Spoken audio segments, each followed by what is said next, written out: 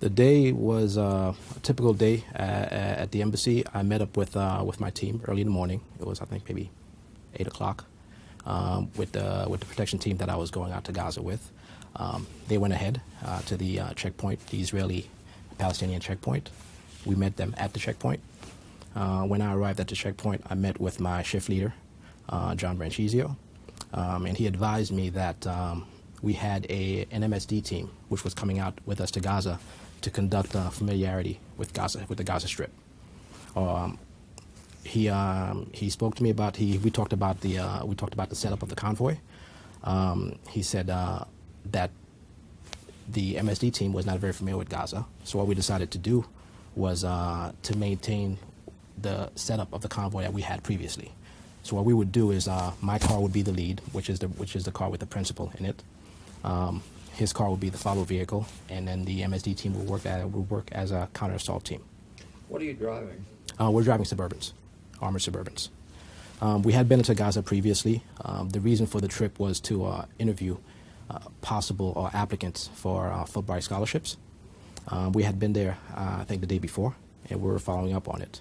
Just a little bit of a background on Gaza. Gaza, we were very limited in the routes that we can take into Gaza. There were some issues between the Palestinians and the Israelis, so the Israelis wanted us to go in one area and come out the same area. So our movements were very predictable. We set up the convoy. We drove through the Agos checkpoint, started driving towards Gaza City.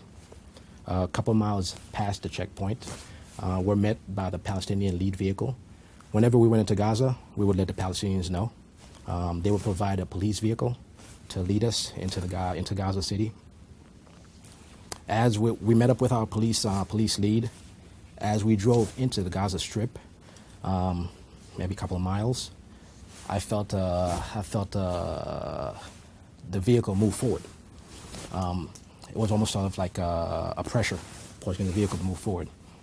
At that point, looked back, saw smoke, dirt flying over, trying to figure out what's happening.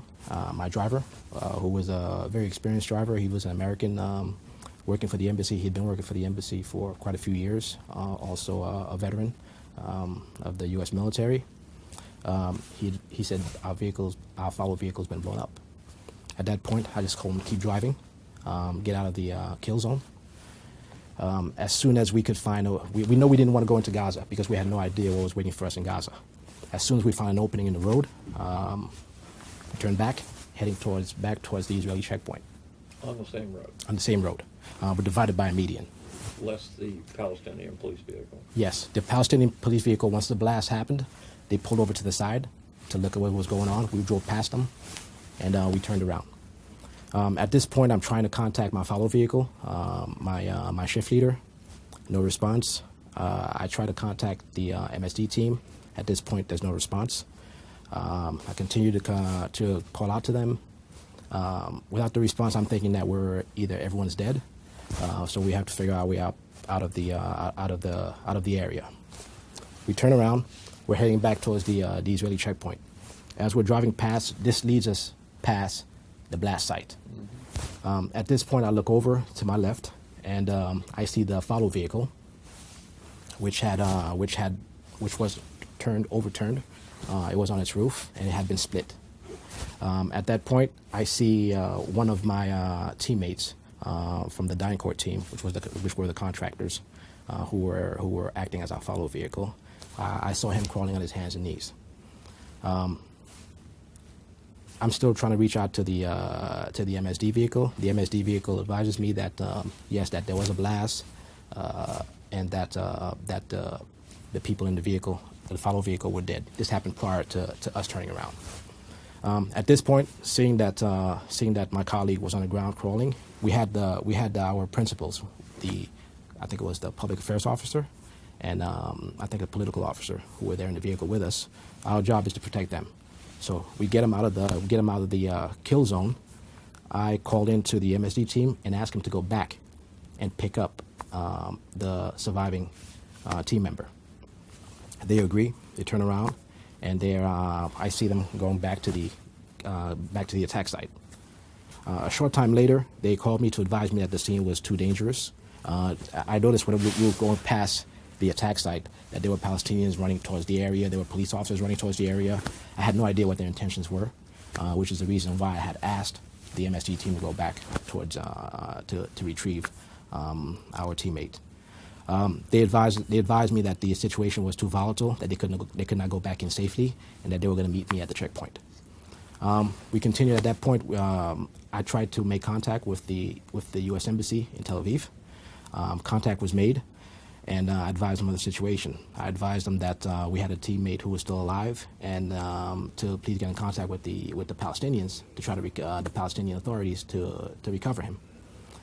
We made it back to the checkpoint, and of course, we were all shaken. It was somewhat surreal that people we were just